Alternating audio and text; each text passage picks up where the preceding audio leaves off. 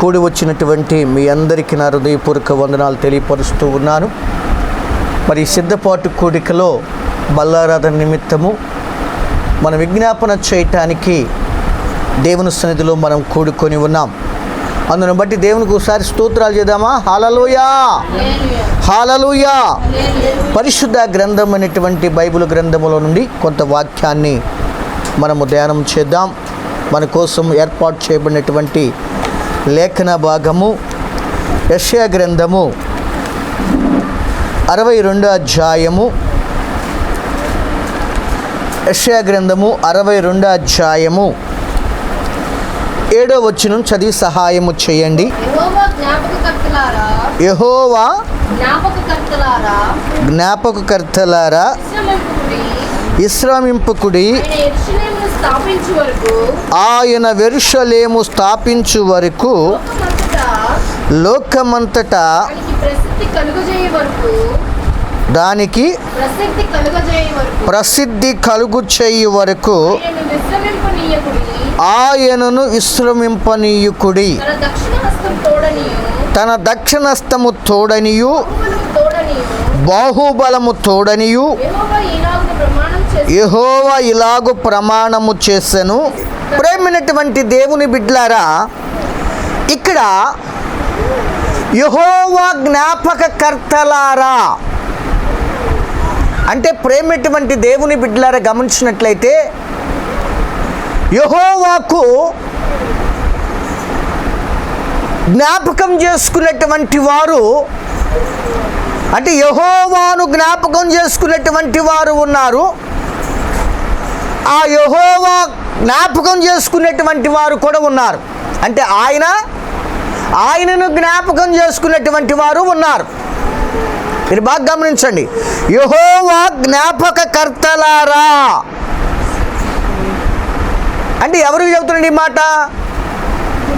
ఇప్పుడు చెప్పండి, ఎవరికి చెబుతున్నాడు? యెహోవా జ్ఞాపకకర్తలారా అంటే ప్రేమైనటువంటి దేవుని బిడ్డలారా, యెహోవా జ్ఞాపకకర్తలారా అంటే యెహోవా కొంతమందిని ఏం చేస్తున్నాడు? ఇప్పుడు చెప్పండి, ఏం చేస్తున్నాడు? జ్ఞాపకం చేసుకుంటున్నాడు. ఆయన కొంతమందిని జ్ఞాపకం చేసుకుంటున్నాడు. అంత మటుకు పర్వాలేదు. అక్కడ అంటున్నాడు యెహోవా జ్ఞాపకకర్తలారా ఆయనను విశ్రమింపనీయుకుడి. అంటే ఇప్పుడు ఆయన జ్ఞాపకకర్తలు అంటే ఆయన కర్తలా? మనము కాదు, మనము విజ్ఞాపన చేసేటువంటి వారము. దేవునికి స్తోత్రం, హల్లెలూయా. ప్రేమైనటువంటి దేవుని బిడ్డలారా గమనించినట్లయితే ఆయన మనముల జ్ఞాపకం చేసుకుంటున్నాడు. ఆయనంట మనం కూడా ఏం చేయాలంట? ఏం చేయాలి చెప్పండి? మర్చిపోవాలి కదూ. జ్ఞాపకం చేసుకోకుండా ఉండాలి కదా. ఆ మాట అంటున్నా, యెహోవా జ్ఞాపకకర్తలారా ఆయనను విశ్రమింపనీయుకుడి. అంటే ఆయన విశ్రమింపనీయుకుడు అంటే ఏంటి దాని అర్థము? ప్రేమైనటువంటి దేవుని బిడ్డలారా, విశ్రాంతి తీసుకొనియొద్దు, అంతే కదా. విశ్రమింపనీయుకుడు అంటే ఆయన విశ్రాంతి తీసుకొనియొద్దు. ఆయనకి మీరేం చేయమంటున్నాడు? ఆయనకి ఏం చేయమన్నా అంటే నిద్ర పట్టుకోకుండా. మీరు గమనించండి ప్రేమైనటువంటి దేవుని బిడ్డలారా. అరే పద్దాకులు కదిలిస్తున్నావు ఎందుకు నువ్వు? మనం పిల్లల్ని, రే నన్ను కాసేపన్నా పడుకొనివా, కాసేపన్నా రెస్ట్ తీసుకొనివా, నేను ఇప్పుడు దాకా పని చేసి వచ్చాను, నేను అలసిపోయి ఉన్నాను అని మనం అంటాం. ఆయన అలసిపోయేవాడు మాత్రం కాదులే. దేవునికి స్తోత్రం, హల్లెలూయా. మనమంటే మనుషులం కాబట్టి అలసిపోయేటువంటి వారం మనము. కానీ దేవదేవుడు అంటున్నాడు, ఇశ్రాయేలును కాపాడువాడు కునుకడు నిద్రపోడు. మీరు గమనించండి ప్రేమైనటువంటి మానవులైనటువంటి మనకైతే అది అవసరమేమో కానీ ఆయనకి మాత్రము అవసరము లేదు. ప్రేమైనటువంటి దేవుని బిడ్డలారా గమనించినట్లయితే అక్కడ అంటున్నాడు, ఆయన యెరూషలేమును స్థాపించు వరకు, లోకమును దానికి ప్రసిద్ధి కలుగు చేయ వరకు ఆయనను విశ్రమింపనీయుకుడి. అంటే మీరు ఆయనకు విజ్ఞాపన చేస్తూనే ఉండండి. ఆయనకి ప్రార్థన చేస్తూనే ఉండండి. ప్రేమటువంటి దేవుని బిడ్డలారా, కొంతమంది విజ్ఞాపన చేసేటువంటి వారు కావాలి. సంఘములోనైనా ప్రేమటువంటి దేవుని బిడ్డలారా, ఎక్కడైనా సరే కొంతమందికి ఇతరుల గురించి చెప్పడానికి కొంతమంది అవసరం కాదా? అవసరం. ప్రేమటువంటి దేవుని బిడ్డలారా, మీరు గమనించినట్లయితే అయితే ప్రేమటువంటి దేవుని బిడ్డలారా, ఇక్కడ అంటున్నటువంటి మాటను బట్టి చూస్తే మనం ప్రేమటువంటి వారులారా, దేవునికి విజ్ఞాపన చేసేటువంటి వారు కావాలి. విజ్ఞాపన చేయటం అంటే ఏంటి? విజ్ఞాపన చేయటం అంటే ఇతరుల కొరకు ప్రార్థన చేయటం, ఇతరుల కొరకు మొరపెట్టటం.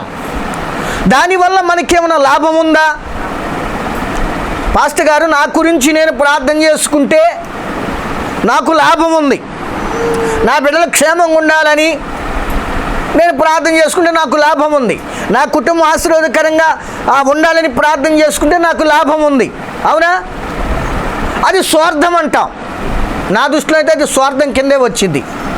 ఇతరుల మేలు కోరినప్పుడు ప్రేమటువంటి దేవుని బిడ్డలారా, నేను చెబుతున్నాను, ప్రేమటువంటి దేవుని బిడ్డలారా, ఇతరుల మేలు కోరటమే, ఇతరుల గురించి విజ్ఞాపన చేయటమే ప్రేమటువంటి దేవుని బిడ్డలారా. మీరు గమనించినట్లయితే విజ్ఞాపన. దేవునికి స్తోత్రం, హల్లెలూయా. ప్రేమటువంటి దేవుని బిడ్డలారా, మన బాగు కోసము చేసుకోవాలి, ఇతరుల కోసం కూడా మనం ఏం చేయాలి? విజ్ఞాపన చెయ్యాలి. అంటే ప్రేమటువంటిది. ఈ విజ్ఞాపన ద్వారా ఏమైనా లాభం ఉందంటే విజ్ఞాపన ద్వారా దేవునికి దగ్గర అవుతాం, విజ్ఞాపన ద్వారా దేవుని శక్తిని పొందుకుంటాం. విజ్ఞాపన ద్వారా ప్రేమటువంటి దేవుని బిడ్డలారా, హృదయాలు కదిలించబడతవి. విజ్ఞాపన ద్వారా ఇక్కడ నుండి ప్రార్థన చేస్తే ఎక్కడో కార్యం జరుగుతుందో జరగట్లేదా? అమెరికాలో ఉన్నవాడికి కూడా కార్యం జరిగిద్ది. నువ్వు చేసింది ఇక్కడి నుంచే విజ్ఞాపన ఒక వ్యక్తి గురించి నువ్వు ఇక్కడ విజ్ఞాపన చేస్తుంటే ప్రేమటువంటి దేవుని బిడ్డ ఎక్కడో అమెరికాలో ఉన్నవాడు కూడా కార్యం జరుగుతుంది. తిమోతి రాసినటువంటి పత్రిక 1 తిమోతి 2వ అధ్యాయము 1-2 వచనాలకు చదివి సహాయం చేయండి. మనము సంపూర్ణ భక్తియు మాన్యతయు కలిగి నెమ్మదిగాను సుఖముగాను బ్రతుకు నిమిత్తము అన్నిటికంటే ముఖ్యముగా మనుషులందరి కొరకను, రాజుల కొరకను, అధికారులందరి కొరకును విజ్ఞాపనలను, ప్రార్థనలను, యాచనలను, కృతజ్ఞతాస్తుతులను చేయవలనని హెచ్చరించుచున్నాను. దేవునికి స్తోత్రం, హల్లెలూయా. మనము నెమ్మదిగాను సుఖముగాను ఈ భూమి మీద మనం బ్రతకాలి అంటే ప్రేమటువంటి దేవుని బిడ్డలారా, సంపూర్ణమైనటువంటి భక్తి మన మధ్య కనబడాలి అంటే మనం ఏం చేయమంటున్నాడు? నువ్వు నెమ్మదిగా ఉండాలంటే నువ్వు ఎదుటి వాని గురించి ప్రార్థన చేయాలి. అవునా? నీ శత్రువు గురించి ఏం చేయమన్నాడు? వాడు నీ మీద రాకుండా అంటే ఏం చేయాలి? ప్రార్థన చేయాలి. అవునా? అంటే విజ్ఞాపన చేయాలి. అంటే ప్రేమటువంటి దేవుని బిడ్డలారా, మీరు సుఖముగాను, బాగా గమనించండి, నెమ్మదిగాను. ఈరోజు ప్రేమటువంటి దేవుని బిడ్డలారా, ఎక్కడ చూసి నెమ్మది లేదు, ఎక్కడ చూసిన సంతోషము లేదు. రాష్ట్రం మీదకి రాష్ట్రము, దేశం మీదకి దేశము, జిల్లా మీదకి జిల్లా, ఊరి మీదకి ఊరు, ఆ ఊళ్ళో వాళ్ళు ఇతర రకరకాలుగా నెమ్మది లేకుండానే బ్రతుకుతున్నారా? బతకట్లేదా? బ్రతుకుతూనే ఉన్నాం. ప్రేమటువంటి దేవుని బిడ్డలారా, ఎక్కడ చూసినా కూడా నెమ్మది లేని రోజుల్లోనే ఉన్నాడు మనిషి. అయితే దేశానికి నెమ్మది రావాలన్నా, రాష్ట్రానికి నెమ్మది రావాలన్నా, మన కుటుంబంలో నెమ్మది రావాలన్నా, మన సంఘంలో నెమ్మది రావాలన్నా ఏం చేయమంటున్నాడు? మీరు సుఖముగాను నెమ్మదిగాను బ్రతుకు నిమిత్తము ఏం చేయమంటున్నాడు? అన్నిటికంటే ముఖ్యముగా మనుషులందరి కొరకు. అంటే మన ఒక్కరి కొరకేనా? మన ఒక్కరి కొరకు మాత్రము కాదు, మనుషులందరి కొరకు, రాజుల కొరకు, అధికారుల కొరకు విజ్ఞాపనలను చేయమంటున్నాడు. మనకంటే మన ఎదుటి వాని గురించి ఎక్కువగా ఏం చేయమన్నాడు? ప్రార్థన విజ్ఞాపన చేయమంటున్నాడు. మనం విజ్ఞాపన చేస్తున్నప్పుడు దేవుడు చేస్తూ ఉంటాడు. దేవునికి స్తోత్రం. నీ పక్కవాడికి మేలు జరిగింది, నీ పక్కవాడికి మేలు జరిగితే నీకు మేలు జరిగినట్టే. అదేంది పాస్టర్ గారు, ఆడికి మేలు జరిగింది నాకేం లాభం అంటావు?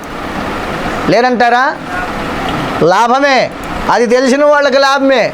మనం అంటూ ఉంటాం కదా, ఒరే మన ఇంట్లో ఒక్కడన్నా బాగుంటే వాడు ఎప్పుడన్నా మనకు సహాయపడతాడురా. ఎవడన్నా ఒక్కడన్నా కత్తి మిగులుగా ఉంటే ఇయ్యాలి కాకపోయినా రేపైనా మనకు ఉపయోగపడతాడు. అలాగే ప్రేమటువంటి దేవుని బిడ్డలారా, మీరు గమనించిన మన ఎదుటి వారి గురించి మనం విజ్ఞాపన చేస్తున్నప్పుడు వాడికి మేలు జరిగితే మనకు కూడా మేలు జరిగినట్టే. ఈ రాత్రి కాలం మందు ఏం చేయటానికి కూడుకున్నా? నువ్వు ఏం చేయటానికి కూడుకున్నావు అంటే విజ్ఞాపన ప్రార్థన చేయటానికి కూడుకున్నావు. అంటే నిన్ను గురించి నువ్వు ప్రార్థన చేసుకోవటానికి, అలాగే ఎదుటివాని గురించి విజ్ఞాపన చేయటానికి కూడా మనం కూడుకొని ఉన్నాం. దేవునికి స్తోత్రం. హల్లెలూయా. మనం బాగున్నట్టే మన పక్కవాడు కూడా బాగున్నాడు అనుకోండి, అసలు నెమ్మది, సంతోషం, ఆనందమే. విజ్ఞాపన ప్రార్థనలో దేవుని శక్తి ఉంది. విజ్ఞాపన ప్రార్థనలో మనం దేవునికి దగ్గర అవుతాం. విజ్ఞాపన ప్రార్థనలో మనం ఆశీర్వాదకరంగా మార్చబడతాం, ఎదుటివాడు కూడా ఆశీర్వాదకరంగా మార్చబడతాడు. విజ్ఞాపన ప్రార్థనలో మనకి విరోధంగా రూపింపబడే ఆయుధాన్ని కూడా వర్ధిల్లకుండా చేస్తాడు. దేవునికి స్తోత్రం. హల్లెలూయా. అంటే నీ పనికి ప్రేమటువంటి దేవుని బిడ్డ, దేవుని కోసం నువ్వు నిలబడినప్పుడు, దేవుని కోసం నువ్వు ఆశతో ఎదురు చూస్తున్నప్పుడు, ప్రేమటువంటి దేవుని బిడ్డ నీ కోసం ఆయన యుద్ధం చేస్తాడు. దేవునికి స్తోత్రం. హల్లెలూయా. ప్రేమటువంటి దేవుని బిడ్డ, ఎందుకంటే నీ కోసం ఎందుకు యుద్ధం చేస్తా అంటే, ప్రేమటువంటి దేవుని బిడ్డలారా, ఆయనను నువ్వు నమ్ముకొని ఉన్నావు, ఆయన వైపు నువ్వు చూస్తున్నావు. ఆయన వైపు చూస్తూ స్వార్థము లేకుండా నువ్వు విజ్ఞాపన చేస్తూ ఉన్నావు కాబట్టి దేవుడు నీ పక్షం నిలబడక ఎవడు పక్షం నిలబడతాడు? మీరు గమనించండి. ప్రేమటువంటి దేవుని బిడ్డ, నెమ్మదిగాను సుఖముగాను మనం ఉండాలంటే ప్రేమటువంటి దేవుని బిడ్డరా, రాజుల కొరకును, అధికారుల కొరకును, ప్రధానుల కొరకును మనల్ని విజ్ఞాపన చేయమంటున్నాడు. అంతేకాదు ఆయనంట విశ్రమింపనీయకూడదంట. దేవుణ్ణంట మనం ఏం చేయాలంట? విశ్రమింపనీయకూడదంట. గోజాడుతూనే ఉండాలంట. గోజాడుతూనే ఉండాలంట. ఆదికాండంలో ఒక ఆయన గోజాడాడు, మీకు తెలుసా? అబ్రహాం సొదొమ గొమొర్రా పట్టణాలను నాశనం చేయటానికి దేవుడు వచ్చినప్పుడు ఏ పట్టణాన్ని నాశనం చేయడానికి వచ్చాడో ఎవరితో చెప్పాడు? అబ్రహాంతో చెప్పాడు. అబ్రహాం చెప్పినప్పుడు అబ్రహాంకి ఎవరు గుర్తొచ్చారు? సొదొమ గొమొర్రా పట్టణాల్లో నివాసం చేస్తున్నటువంటి లోతు గుర్తొచ్చాడు. అయ్యా, పట్టణంలో దుష్టులు ఉన్న మాట వాస్తవమే.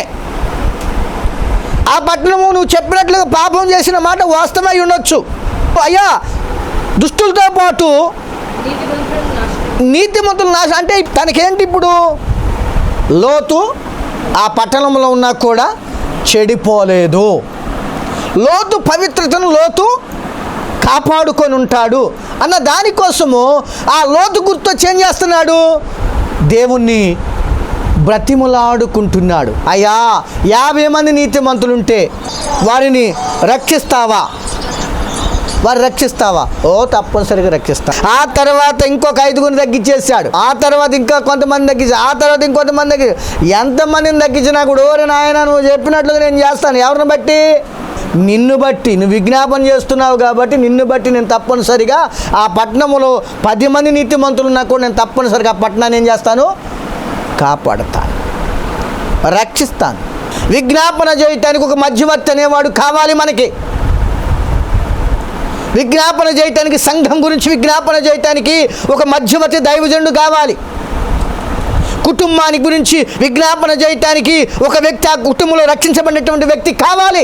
దేశ క్షేమం కోసం ప్రార్థన చేయటానికి సంఘము కావాలి. విజ్ఞాపన చేయటానికి ప్రేమటువంటి దేవుని బిడ్డలారా. అందుకనే తిమోతి రాసిన పత్రిక 2 తిమోతి 2:5 అంటున్నాడు, దేవునికి నరులకి మధ్యవర్తి ఒక్కడే, క్రీస్తు యేసును నరుడు. దేవునితో సమాధానపరచటానికి ఒక మధ్యవర్తి కావాలి, కావాలి, కావాలి, కావాలి. ప్రేమటువంటి దేవుడు ఆయన విజ్ఞాపనకర్తల కోసము ఎదురు చూస్తూ ఉన్నాడు. ఎందుకో తెలుసా?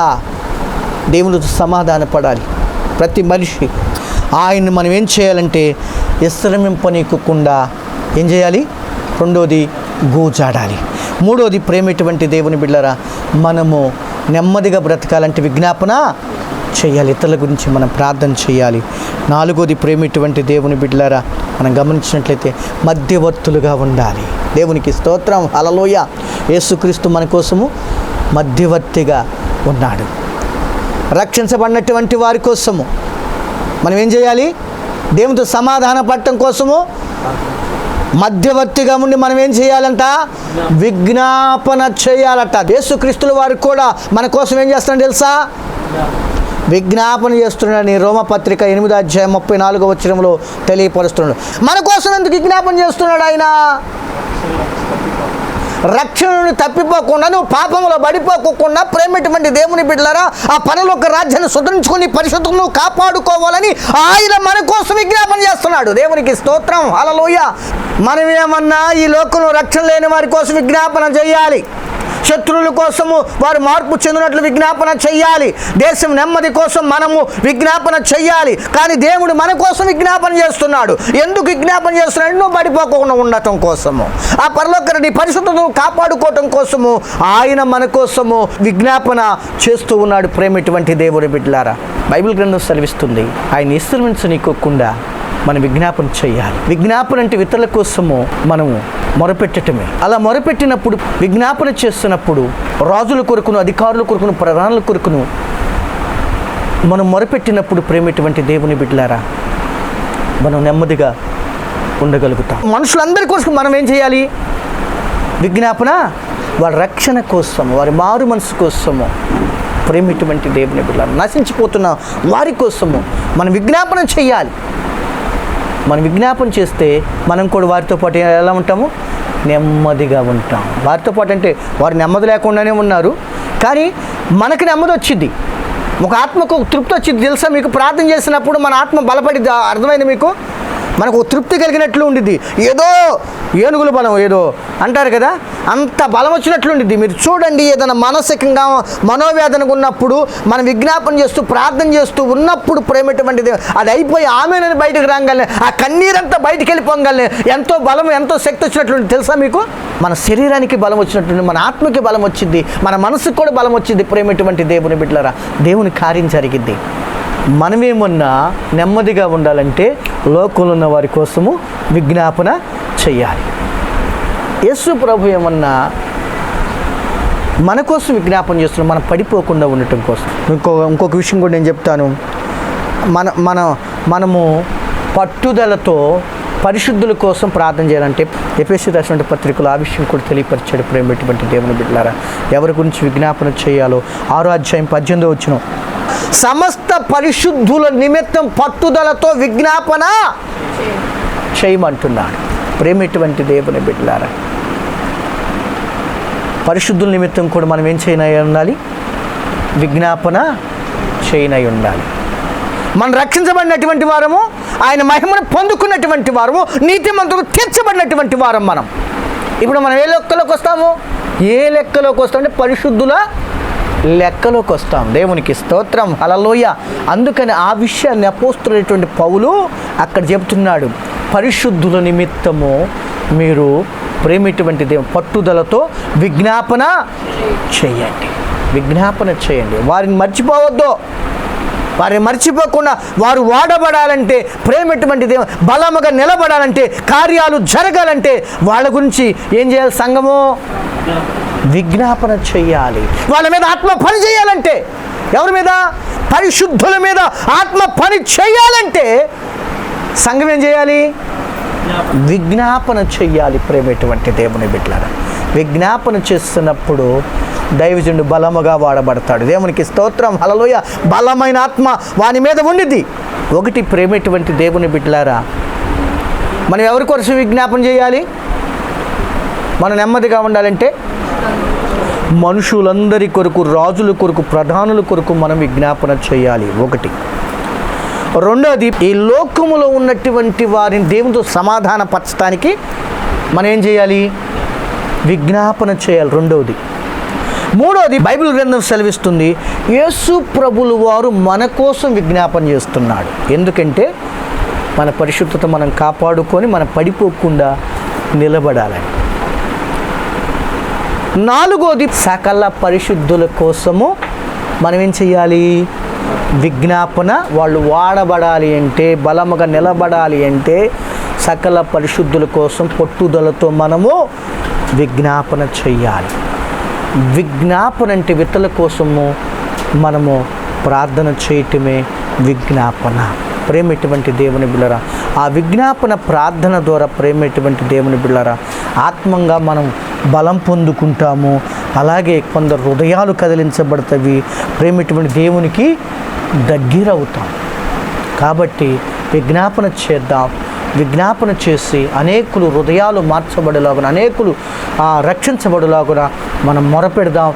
ఆ దేవదేవుడు మన విజ్ఞాపన ప్రార్థన ఆలకించి మన కార్యములు చేయునుగాక. ఆమేన్, ఆమేన్.